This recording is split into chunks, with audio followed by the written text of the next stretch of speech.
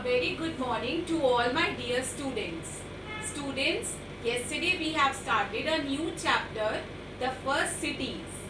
So and I hope that you have watched the video carefully. So let's recall the chapter. Question 1. Name the two major cities which were found near the river Indus. The correct answer is Harappa and Mohenjo-daro. Second question. Who founded the city Harappa? The correct answer is it was founded by an Indian archaeologist Dayaram Sahani. Next question is why the Indus Valley civilization is also called as Harappan civilization? The answer is because Harappa was the first city which was found near the river Indus. That is why Indus Valley civilization is also known as Harappan civilization. Hope you are able to understand the chapter up to that. Now students, today we will study the features, the important features of Harappan and Mohenjo-daro cities. That what were distinctive features of these cities. So let's read the chapter. Students, now we will study the town planning.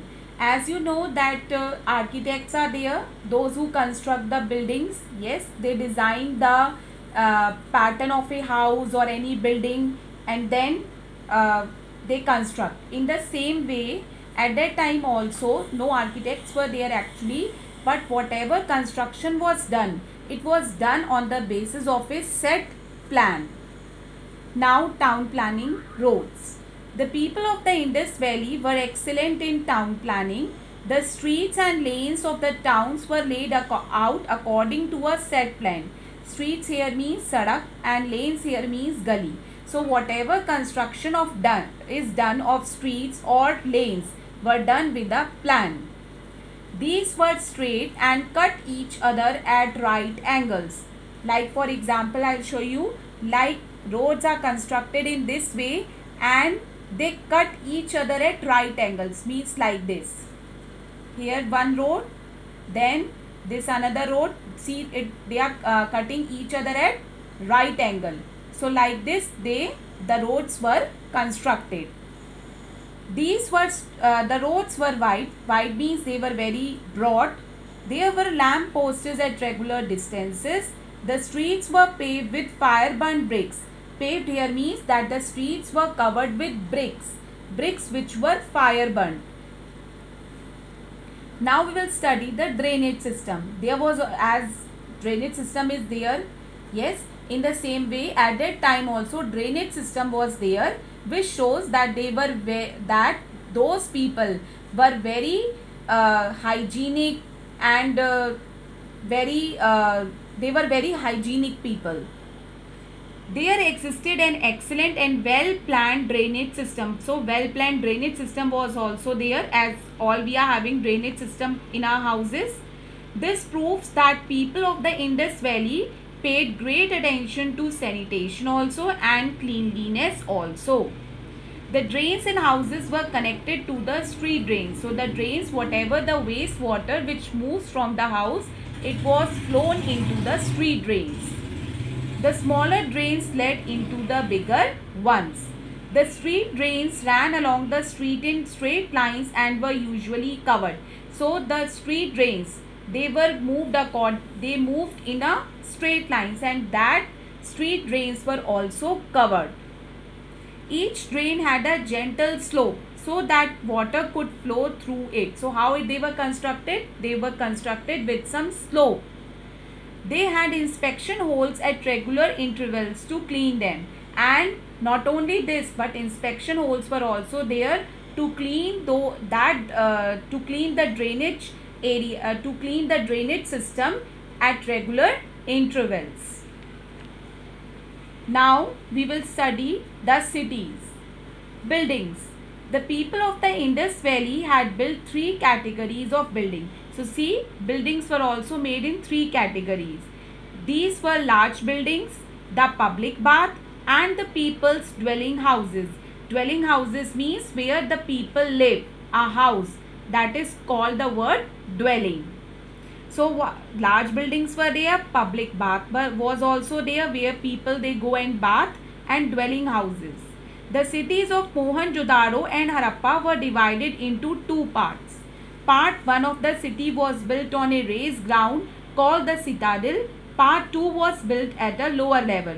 So these two cities were divided into two parts, and they were built on the basis of two parts. Like for example, I show you, suppose this is an area, this is a lower level and this is a upper level.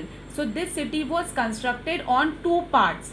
Here this upper part is known as citadel, and this lower part, here people houses are there, people houses are here, and here important buildings are here, like for example granaries, yes, and assembly halls. So here it is at the top, and people they live at the lower part. The citadel had large public buildings on it. These included the granaries, workshops, assembly hall, and the factories. So higher part, the upper part, what it includes? It includes granaries, workshops, assembly hall, and factories. Now we will study the storehouses or the great granaries. We are also having storehouses in our home where we keep the extra things. So in the same way, storehouses are also there. Mohenjo-daro, Harappa and Lothal had elaborate storehouses. Elaborate means big storehouses were there. The largest building found in Mohenjo-daro is granary, which is 45.7 meters long and 15.23 meters wide. In Harappa, there were as many as 6 granaries. What is granaries? Granaries are used for storing surplus grains. You know, agriculture was the occupation. So to store the surplus grain, how many granaries were there? 6 granaries. Near the granaries, circular brick platforms. Platforms are also there where people they sit and they do the threshing grains. Threshing grains means that they separate the grains from the seeds. Now we will study third important building, the Great Bath, public bath at Mohenjo-daro. See students, this is a picture of a great bath. Today we are having swimming pools. At that time also, this is also a kind of a swimming pool, but it is called as Great Public Bath, which was found in which city? Mohenjo-daro. A public bath had been excavated at Mohenjo-daro. Its overall dimension was 55 meters by 35 meters. And bathing pool is also there. See, this is a bathing pool, and people they come on religious occasions or festivals to bath in this public bath. As when any festival is there, many people they go to Haridwar, many religious places, but at that time people they came to the great bath on the time of religious occasions or festivals. Now we will study the assembly hall. Assembly hall, which is another important building on the upper part of the city. So how many meters long? 69 meters long, 23.4 meters wide, and 1.5 meters thick. This also it is found in Mohenjo-daro. And this assembly hall was used for doing any important meetings, like the people, those who are related to administration, they do the meetings in the assembly hall. Now we will study the Lothal dockyard. Lothal here is also another city. Yes, dockyard. Dockyard here means that dockyard here refers to an area with docks and equipment for repairing and maintaining ships. Means ships are there. They are repaired, they are maintained. That area is known as dockyard. So this shows that at that time also ships were also there, and people they carried out some maritime activities also. Maritime activities means the sea activities, means trade was also there. People they enjoyed in the ships also. So this also shows that the maritime activities took place during this period. Now we will study the dwelling houses. Dwelling here refers to the houses where people live. The lower part of the city of Mohenjo-daro had the dwelling houses of the people. Here you have studied this area, this in the upper part, but dwelling houses were located in the lower part. The houses were of different sizes, means it is not so that the houses were of same sizes. It was different it is of different sizes, from 2-room houses to palatial ones. Palatial ones means from palatial refers to palaces, means big houses were also there and small houses were also there. It is clear from the stair marks most of these houses had double stories. The first floor had sleeping rooms and other rooms.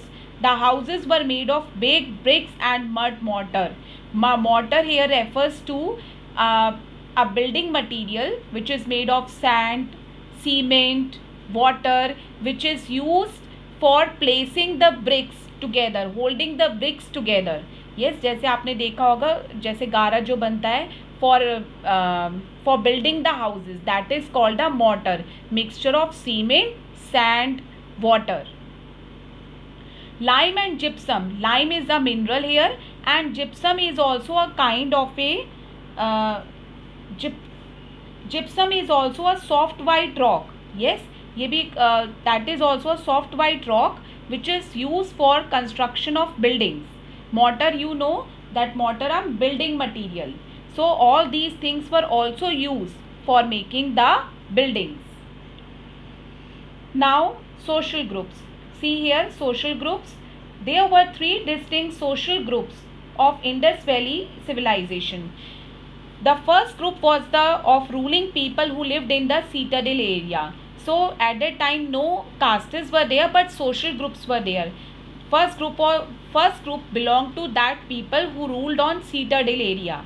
Second group contains rich merchants and others who lived in the lower city. And the third social group consisted of the laborers or the working class who worked in brick kilns. Kilns here refers to a large oven. A large oven is there for baking clay and bricks. That is called a kilns. Workshops are also their factories. They were poorer persons living in single room houses down the city. So these were the different social groups of Indus Valley civilization. First ruling people, second were rich merchants, and third consisted of the laborer classes who works in kilns, workshops and factories. So students, today we have studied some distinctive features of these 2 cities. The next features we will cover in the next video. Till then, read the chapter very carefully. Meet you in the next tutorial. Till then, have a good day.